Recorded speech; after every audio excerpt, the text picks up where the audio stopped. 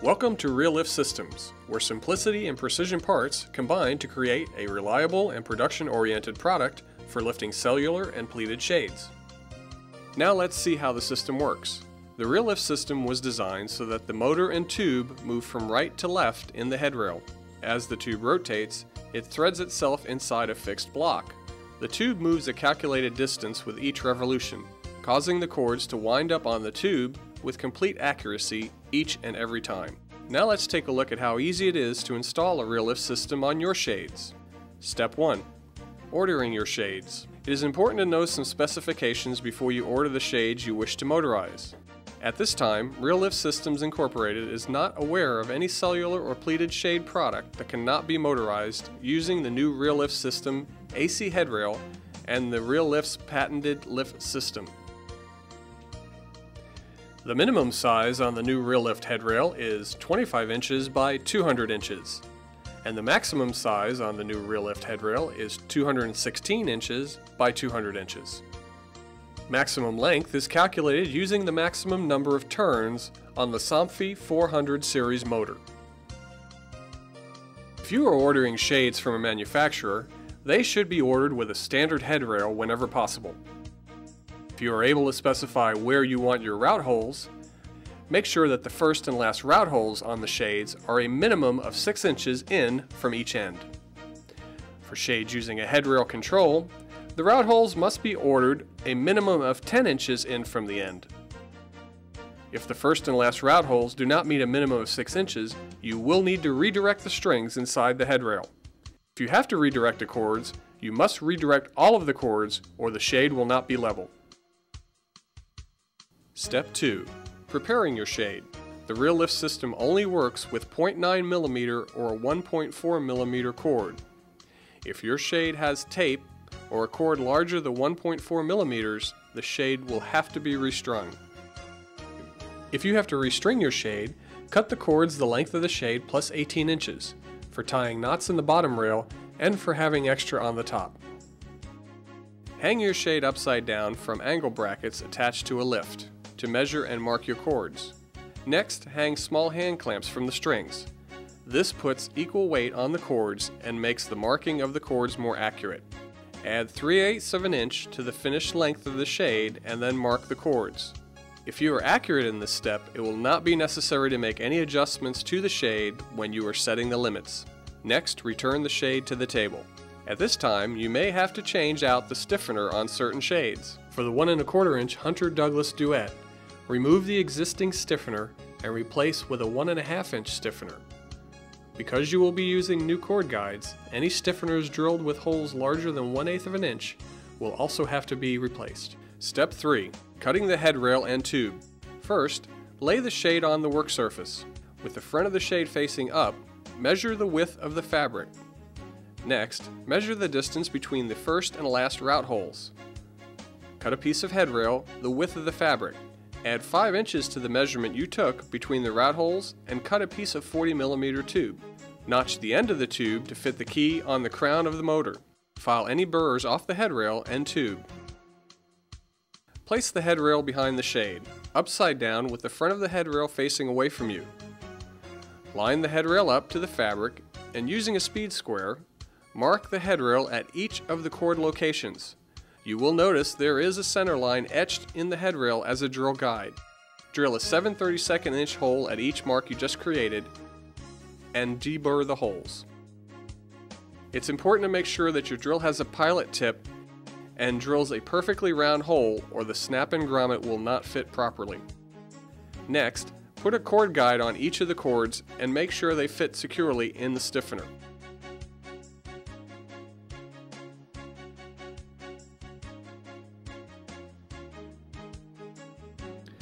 Pull all of the cords to the right or left side and slide the headrail onto the shade, making sure that the cord guides are in the correct slot.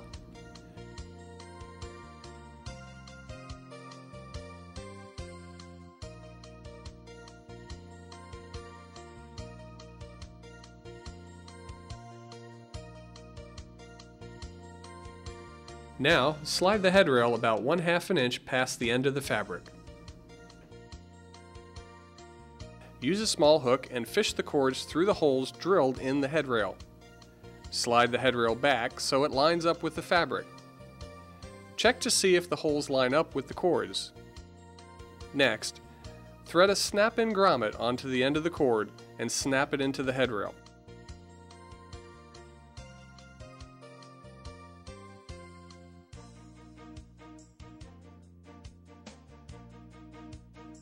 Check to see that the cords have not tangled or gotten caught up by raising or lowering the shade while holding the cords. You have now finished with the shade preparation and are ready to start on the motor subassembly. Step 4. Motor subassembly. These are the parts needed for the motor subassembly. This is the motor and the crown and drive for this motor. This is the motor block with its 2 mounting screws. And this is the threaded drive, the threaded block, and the notched tube. First, put the crown and drive onto the motor.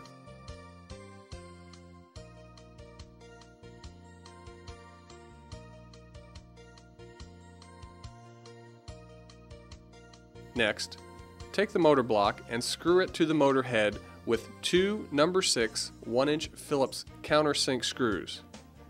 It is very important not to over-tighten these screws.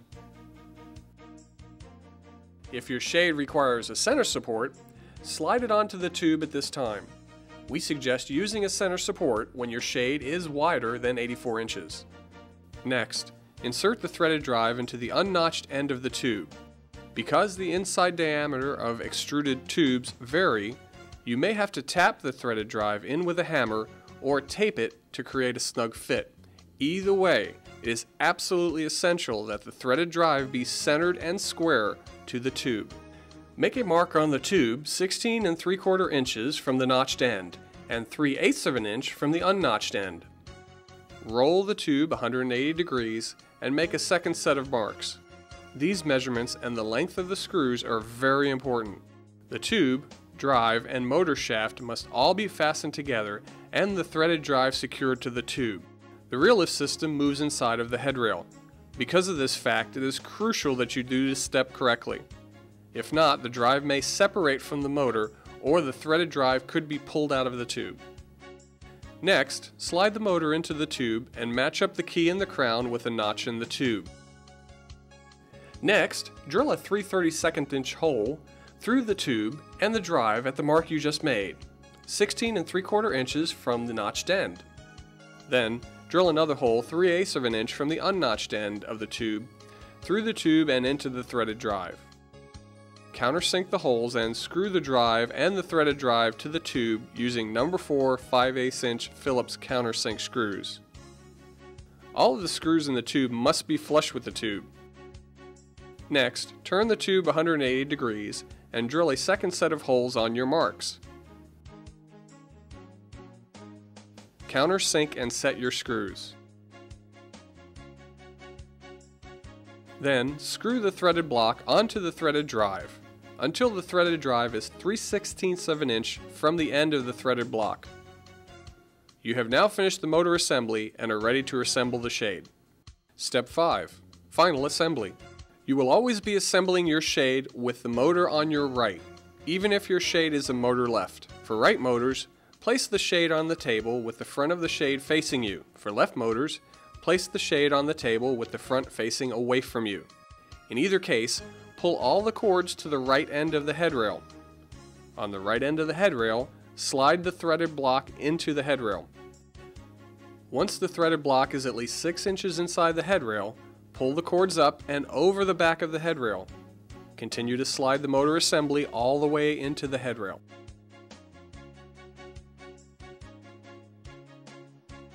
Next, hook the motor up to a switch in order to find the lower limit.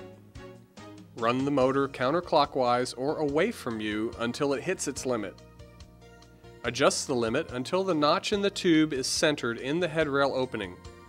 Also check to see if the threaded drive is flush with the threaded block. If not, slide the threaded block out of the left end of the headrail and adjust it by screwing the threaded block in or out. Now, pull the cord closest to the motor head straight up. Adjust the motor assembly inside the headrail until it measures 2 inches from the cord to the end of the tube. Go to the center of the threaded block and drill a 3/32 inch hole into the back edge of the headrail and into the block.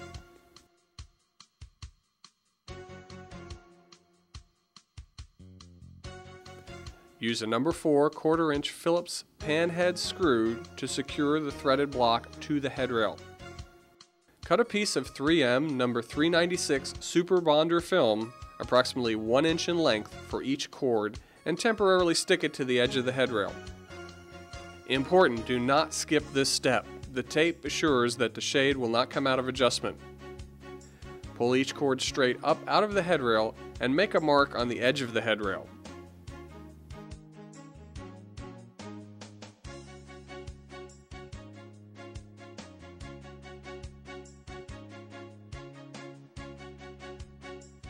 Make a 3-inch long jig out of 3/4 inch by 1/2 inch by 1/16 of an inch aluminum angle.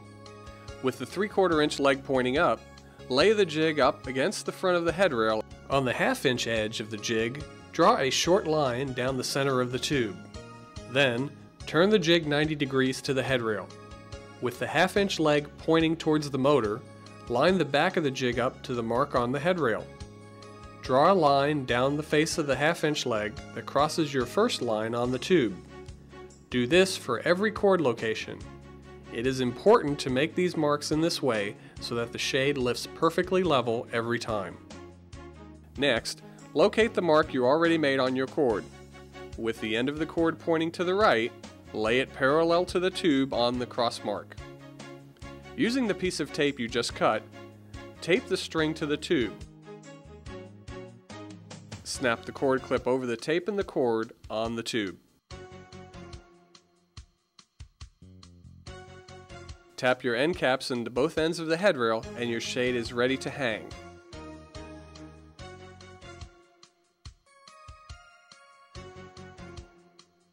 Final step, setting the limits. Hang the appropriate brackets on a lift. Raise the lift if necessary until the shade is a couple of inches off the floor and hanging freely. Next, attach your test switch to the motor leads and run your shade up to set the upper limit. Then run the shade down to the lower limit and measure the shade on both sides and in the middle. If any adjustments are required, adjust the lower limit or pull the appropriate cord to level the shade. When you are satisfied that the shade is level and set at a finished length, cut the excess cord off, leaving approximately 1 inch extra. Then, run the shade up and down to check the final limits. If you are shipping your shade, it is recommended that after running the shade to the top, you back the upper limit off a 1/4 turn. This will avoid the shade coming out of adjustment in the shipping process and the handling of the shade while installing.